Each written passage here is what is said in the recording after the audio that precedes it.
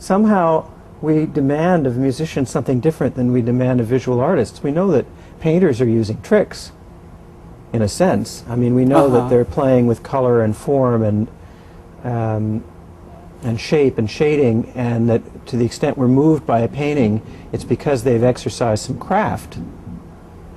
For some reason, it's as though we don't want our musicians to have conscious awareness of the craft, and I don't know why that is. I mean, I think that's cultural. I'm guessing here, but I think it's cultural. That there's a suspicion of, and it has to do with kind of authenticity of emotion and suspicion of craft.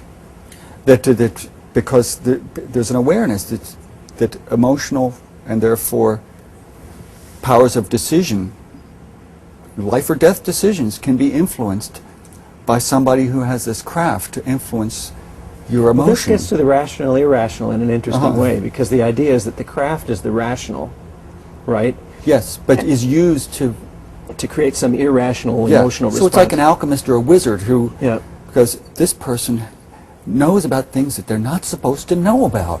Right. But I mean, as somebody who works in the visual arts as well as in music and film, do you find that when you meet people that they're suspicious of any craft that you may have exercised uniquely in the domain of music but not in the film or the art domain? Yes, I think. Not fellow musicians. They fans or... Yeah. You read an interview with a musician who has written some piece of music, a song, whatever, that deeply moved you. And what's an example of that for you? It'll come to me. Something will come to me. And they explain how they came to write it. And it's like the most banal, stupid... Scrambled eggs. Da-da-dee-da-da-da, scrambled eggs. Yes. For some people, that was just like, you mean you weren't... It wasn't like an automatic, heartfelt expression of heartbreak, that you were going through this emotional upheaval, and you couldn't help but sing this song about lost love. Often that's not the case. But... Okay, so that I think for a music fan is really disillusioning. They probably shouldn't know some of that stuff. That because, not that it's not true, but that they will then assume that there's less authenticity. There's less authenticity rather than being inauthentic. The craft allows you to channel, sometimes unconsciously, what is going on in your life. The authenticity. It finds its way in. So there is still an authenticity there. I think it does find its way in one way or another. But it's sometimes but that's not what moves people. I think it's the craft that does whatever 80% of the emotional touching that touches another person. Let me jump to some other stuff. There's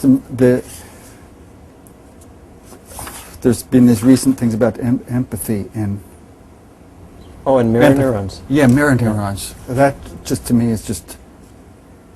I just thought, wow. The way they were first discovered is there was a laboratory in Italy that was doing some work with monkeys, and they were doing recordings from the brain of live monkeys.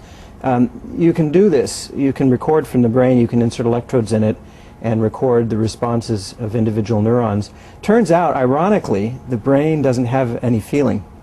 It doesn't. It's not like poking your finger with a needle and it would hurt. You can poke in the brain and you don't feel anything. It doesn't have any sensory receptors, which is kind of ironic.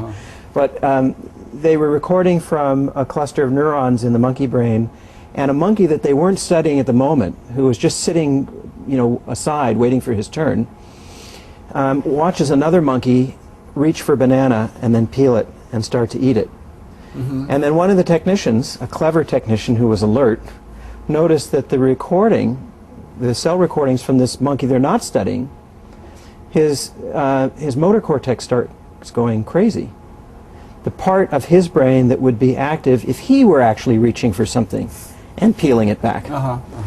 So they thought, well, this is a strange thing. Do we have our wires crossed? You know, we're measuring this monkey's brain and not this. You know, they looked into all possible explanations. It turned out that, and they replicated it with a number of different things, and it turned out that they had discovered what are called now loosely mirror neurons that mirror the activity of other people. And it's sort of the old monkey see, monkey do, right? So how does that happen? How is it that monkeys learn to imitate behavior? And one of the great mysteries in human behavior was that a newborn child who mommy had a little baby, little fingers, little toes. The newborn can look up at its parent, and the parent smiles, and the newborn will smile. Well, how does it know how to do that? How does it know by looking at an upturned mouth what muscles it needs to move to make its own mouth turn up? And how does it know that it's going to produce the same effect if it can't see it in a mirror?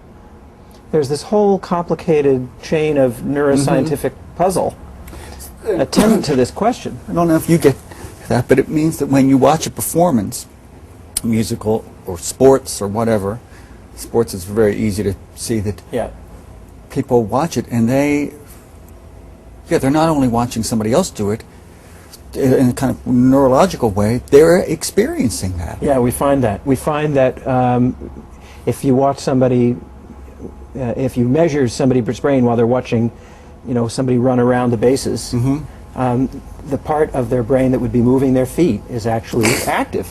And they're having to suppress that because they don't want to actually run. I'm so tired after watching that ball game. And when you see a musician, if you're a musician yourself especially, if you see a guitar player, air guitar, saxophone, whatever it is, and those are mirror neurons, and they seem to have played a very important role in the evolution of the species because we can learn by watching, monkey see, monkey do, rather than having to actually figure it out step by step. And not only that, then you also feel what, to some extent, you empathize with what the other, not just the motor neurons, you feel what they're feeling, sort of. I think that's right. Well, I think ultimately, some aestheticians and philosophers would say that the goal of art is the artist wants to get you in the same mindset or heart set as he or she was in when they created the work. They're trying to...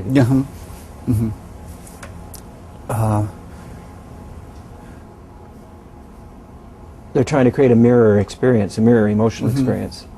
Stevie Wonder told me that when we worked together, that he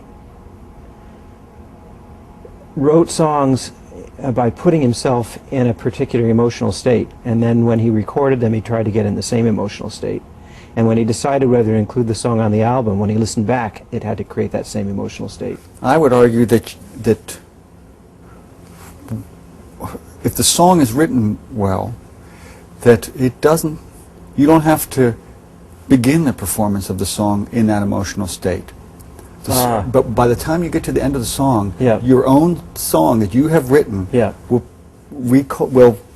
kind of whatever regenerate the emotions that you want to express in yourself.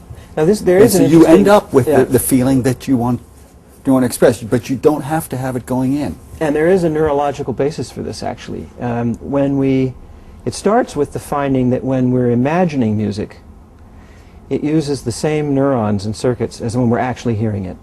They're almost indistinguishable. If I were to do a recording of your brainwave activity, and you were to actually listen to music, or you were just to imagine that you were listening, they would be almost indistinguishable. I mean, there's some subtle differences, but not reliable. And actually the word remember is kind of, you're remembering them. You're making them back part of members of this original set. And I think that's what memory is. We often think metaphorically that memories live in a particular part of the brain, just like your computer memory isn't an identifiable part of the motherboard. But I don't think, in fact, human memory is anything like computer memory. All memory is us somehow, maybe miraculously, getting those neurons back in the original configuration they were in when we experience the thing we're remembering. I agree that it's something like a network or a cloud. Yeah, it doesn't exist in a place. It exists everywhere.